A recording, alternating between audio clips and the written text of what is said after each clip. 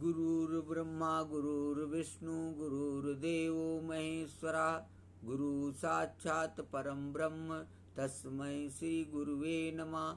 या कुन्देन्दुतुषारहारधवला या शुभ्रवस्त्राविता या वीणावरदण्डमण्डितकरा या श्वेतपद्मासना या ब्रह्माच्युतशङ्करा प्रभृतिर्विरदेवैः सदा वन्दिता सा मां पाहि सरस्वती भगवती निःशेषजाड्यापहा।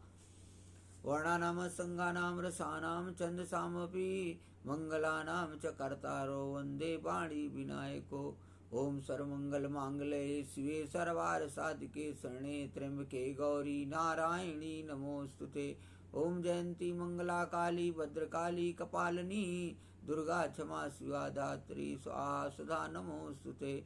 ओम ह्लीं बंगलामुखी सद्दुष्टानां वाचं मुखं पदं स्तंभे जिह्वामुखी लय बुद्धिं विनाशय ह्लीं ओम स्वाहा। ओम ह्रीं ऐं ह्रीं ह्रीं फट् स्वाहा। ओम ह्रीं ह्रीं ललितांबाय फट् स्वाहा। बोलो राजराजेश्वरी त्रिपुर सुंदरी मैया की जय। ओम ऐं ह्रीं श्रीं प्रतिंग्रे मां रच्चरसतु न भंजय भंजय वें हुं फट् स्वाहा। बोलो भद्रकाली मैया की जय।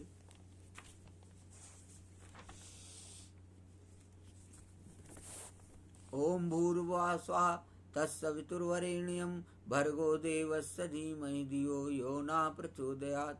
ओम त्र्यंबकं यजामहे सुगन्धिं पुष्टिवर्धनम् उर्वारुकमिव बन्धनान् मृत्योर्मुक्षीयमामृतात्।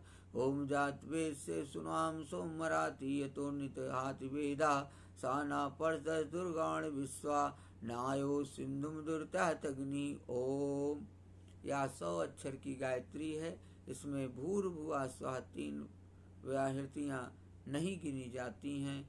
ओम से संपन्न है। बोलो गायत्री मैया की जय। ओम ऐं ह्रीं क्लीं चामुंडाय विच्चे नमः स्वाहा। सर्वप्रथम प्रातः स्मरणीय परम पूजनीय परम गुरुदेव ब्रह्मलीन परमहंस अत्रि मुनि महाराज जी के चरणों में कोटि कोटि नमन है। आत्मनाय अनंत विभूषित ब्रह्मलीन सनातन धर्म सम्राट स्वामी कृपात्री जी महाराज जी के चरणों में कोटि कोटि नमन है। आत्मनाय अनंत विभूषित ब्रह्मलीन जगत गुरु शंकराचार्य स्वामी माधवानंद सरस्वती महाराज जी के चरणों में कोटि कोटि नमन है। ब्रह्म सत्यम जगत मिथ्या नामक महामंत्र देने वाले अद्वैतवाद के प्रवर्तक सनातन धर्म की पताका को पूरे विश्व में लहराने वाले और अस्थायित्व प्रदान करने वाले भगवान आदि शंकराचार्य जी के चरणों में कोटि कोटि नमन है। आइए चैत्र नवरात्र का विक्रम संवत्सर 2079 नव संवत्सर की पावन बेला चल रही है। उसी बेला में मैंने आप लोगों को श्रीमद् देवी भागवत के 10वें स्कंद के दूसरे अध्याय की कथा को मैं आप लोगों को सुनाऊंगा। दूसरे अध्याय में भगवती का बिंद गिर पर पधारना, बिंद के प्रति नारद जी के द्वारा सुमेर की महिमा का कथन, बिंद के द्वारा सूर्य का मार्गावरोध, देवताओं का भगवान विष्णु के पास जाना, भगवान विष्णु की सम्मति से देवताओं का काशी में अगस्त्य मुनि की शरण में जाना और अगस्त्य जी की कृपा से सूर्य का मार्ग खुलना। ये दिव्य प्रसंग हैं। इन्हीं की कथा श्रीमद् देवी भागवत महापुराण के 10वें स्कंद के दूसरे अध्याय में यही सब कथाएं होंगी। इन्हीं कथाओं को मैं आप लोगों को सुनाऊंगा।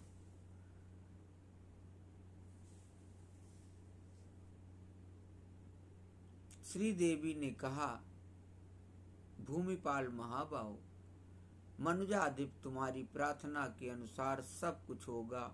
प्रधान दैत्यों का संहार करना मेरा स्वाभाविक गुण है। मेरी शक्ति कभी विफल नहीं होती। तुमने जो वाग्भव मंत्र का जप किया है और तपस्या की है, इससे मैं अवश्य ही तुम पर परम संतुष्ट हूँ। तुम्हारा राज निष्कंटक होगा, वंश की वृद्धि करने वाले पुत्र उत्पन्न होंगे, वश मुझ में तुम्हारी दृढ़ भक्ति होगी और अंत में तुम परम पद को प्राप्त करोगे। इस प्रकार महात्मा स्वयंभू मन को वर देकर भगवती महादेवी मन के देखते ही देखते विंध्याचल पर्वत पर चली गईं। यह वही विंध्याचल है जो सूर्य के मार्ग को रोकने के लिए आकाश तक बढ़ा चला जा रहा था और अगस्त जी उसे रोकने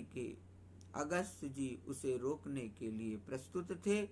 मुनिवर, वर देने वाली वे ही भगवती विंध्यवासिनी है जो भगवान श्री कृष्ण की अनुजा थीं। संपूर्ण प्राणियों से पूज्या होकर वे उस पर्वत की शोभा बढ़ाने लगी। बोलो विंध्यवासिनी मैया की जय। ऋषियों ने पूछा, सूत जी, वह विंध्याचल कौन है? क्यों वह आकाश तक फैल गया था? उसने क्यों सूर्य के मार्ग को रोकने का दुष्प्रयत्न किया था? और उस महान उन्नत पर्वत को अगस्त जी ने ही क्यों आगे नहीं बढ़ने दिया? यह सब प्रसंग कहने की कृपा कीजिए। सूत जी कहते हैं, ऋषियों, संपूर्ण पर्वतों में श्रेष्ठ विंध्याचल नाम का पर्वत था। उस पर बड़े बड़े वन थे, अनेक वृक्षों से वह घिरा था। पुष्पों से लदी हुई लताओं और वल्लरियों ने उसे आच्छादित कर रखा था। मृग, आराह, महिष, व्याघ्र, शार्दूल, वानर, खरगोश, भालू और श्रृगाल, ये अत्यंत हष्ट पुष्ट एवं अत्यंत चंचल वन पशु उस पर्वत पर चारों ओर सदा घूमते रहते थे। नदियों और नदों के जल से वह व्याप्त था। देवता, गंधर्व, किन्नर, अप्सरा तथा सबको मनोविलासित फल देने वाले वृक्ष उस विंध्यगिरि को सुशोभित कर रहे थे। एक समय की बात है, देवर्षि नारद अत्यंत प्रसन्न होकर इच्छा पूर्वक भूमंडल पर विचरते हुए उस सर्वगुण संपन्न विंध्याचल पर्वत पर पहुंच गए। देवर्षि नारद जी को देखकर बुद्धिमान विंध्याचल तुरंत उठ गया और उसने मुनि को उत्तम आसन पर बैठाकर उन्हें पाद और अर्घ्य अर्पण किया। जब सुखपूर्वक प्रसन्न होकर नारद जी बैठ गए, तब पर्वतराज ने उनसे कहा। विंध्याचल ने पूछा, देवर से कहिए, आपका श्रेष्ठ आगमन कहाँ से हुआ? आपके पधारने से मेरा गृह पवित्र हो गया। जैसे सूर्य जगत के कल्याणार्थ भ्रमण करते हैं, वैसे ही आपका भ्रमण करना देवताओं को अभय प्रदान करने के लिए ही है। नारद जी, आप अपने मन की बात मुझे बताने की कृपा कीजिए। नारद जी बोले, पर्वतराज, इस समय मैं सुमेरु गिर से आ रहा हूँ। वहाँ मैंने इंद्र, अग्नि, यम और वरुण के बहुत से लोग देखे हैं, मुझे दृष्टिगोचर हुए हैं। पर्वतराज विंध्य, वहाँ मैंने नाना प्रकार के भोग प्रदान करने वाले देवताओं को भी देखा है। तदनंतर नारद जी ने हिमालय तथा सुमेर पर्वत की बड़ी महिमा तथा प्रशंसा की। उसे सुनकर विंध्य के मन में ईर्ष्या उत्पन्न हो गई।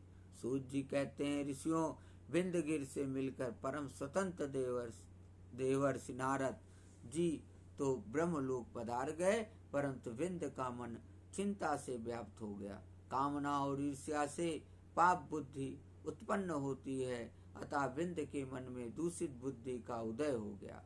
उसने सोचा, ये सूर्य ग्रहों और नक्षत्रों से संपन्न होकर सुमेरगिरि की प्रदक्षिणा करते हैं।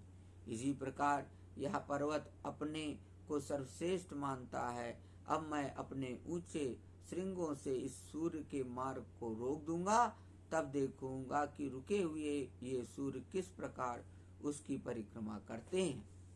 इस प्रकार जब मैं सूर्य का मार्ग रोक दूंगा, तब निश्चय ही कि सुमेरु पर्वत का सारा अभिमान चूर चूर हो जाएगा। यों विचार करके विंध्यगिरि ने अपने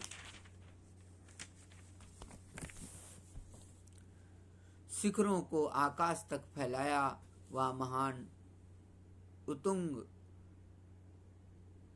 श्रृंगों से सूर्य के संपूर्ण मार्गों को रोककर प्रतीक्षा करने लगा कि कब सूर्योदय हो और कब मैं उसे रोकूं। इस प्रकार विचार करते करते रात्रि व्यतीत हो गई और विमल प्रभात काल आया। सूर्य अपनी किरणों से अंधकार को दूर करने लगे। उदयाचल पर उदय होने के लिए उनकी झलक मिलने लगी। उनकी शुभ किरणों से आकाश प्रकाशित हो गया, कमल खिलने लगे और कुमुदनी संकुचित होने लगी। संपूर्ण प्राणी अपने अपने कार्यों में तत्पर हो गए। प्राण अपराह्न और मध्याह्न के विभाग से देवताओं के लिए हव्य कव्य एवं भूत बलि आदि का संवर्धन करते हुए प्रकाशमान सूर्य क्रमशः वियोगिनी, प्राची और अग्नि दिशा को आश्वासन देकर दक्षिण दिशा के लिए प्रस्थित हुई। त्यागी हुई दिशाएं इस प्रकार वियोग की अग्नि से संतप्त हो उठी, मानो विरह से आतुर कामिनियां हो। किंतु सूर्य आगे नहीं बढ़ सके। उन्हें पता लगा कि सुमेरु से स्पर्धा करके विंध्य पर्वत ने उनके मार्ग को रोक दिया है। सूर्य बड़ी चिंता करने लगे, परंतु उन्हें मार्ग नहीं मिला।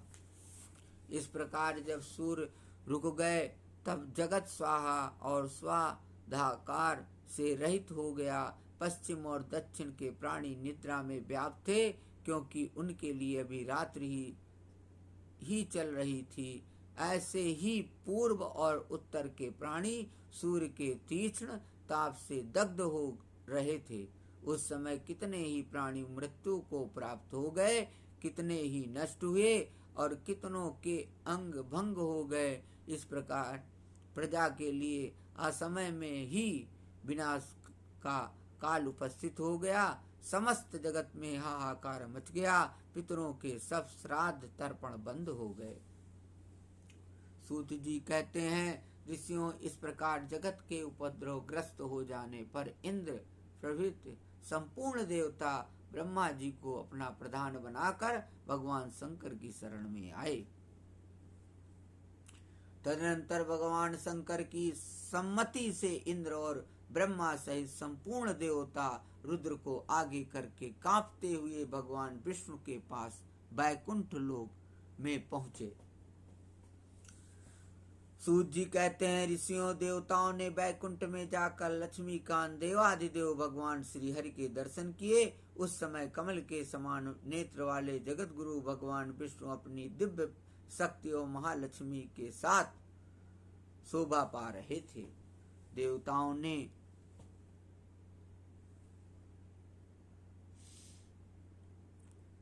वाणी से सत्कार करते हुए भक्ति पूर्वक स्तोत्र पढ़कर श्री हरि की स्तुति की।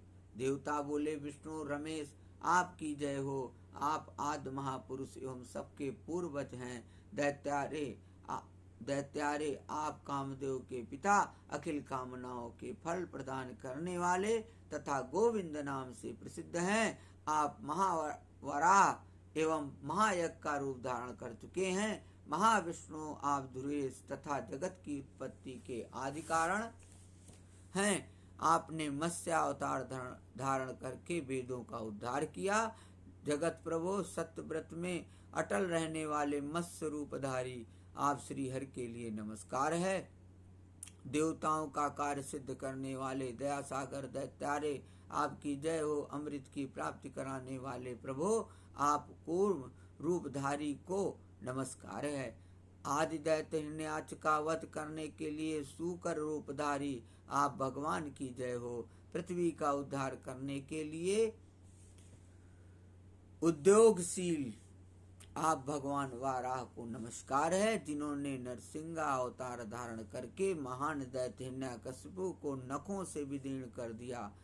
उन भगवान नरसिंह के लिए नमस्कार है। राजा बलि त्रिलोकी के ऐश्वर्य से मोहित था। आपने वामन रूप धारण करके उसकी सम्मति छीन ली थी। उन वामन रूपधारी आप भगवान को नमस्कार है। आप जमदग्नि मुनि के यहाँ रेणुका के गर्भ से प्रकट हो चुके हैं। दुष्ट क्षत्रियों का संहार करना आपका उद्देश्य था।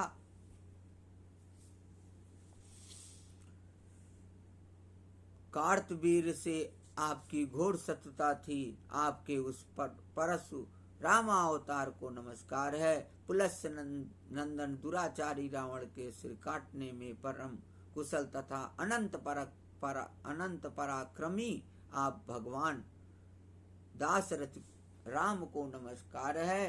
प्रभु कंस और दुर्योधन आदि राक्षस राजाओं के लिए लांछन स्वरूप थे। उनके भार से पृथ्वी दबी जा रही थी। आप महाप्रभु ने उन दुष्टों का संहार कर डाला। आपके द्वारा धर्म की स्थापना हुई और पाप का अंत हुआ। विभो उन आप भगवान श्री कृष्ण स्वरूप को नमस्कार है। भगवान निंदित यज्ञ का उच्छेद करने तथा पशु हिंसा रोकने के लिए आप बौद्ध अवतार धारण कर चुके हैं। उन बुद्ध रूपधारी आप भगवान को नमस्कार है। प्रभु अखिल जगत म्लेच्छमय बन गया था। दुराचारी नरेश प्रजाओं को सता रहे थे। ऐसी स्थिति में आप कल की रूप से जगत में पधारे थे। उन देवाधिदेव आप प्रभु को नमस्कार है। आपके ये 10 अवतार भक्तों की रक्षा तथा दुष्ट दैत्यों का संहार करने के लिए ही हुए हैं। अतएव आप सर्व दुखारी कहलाते हैं।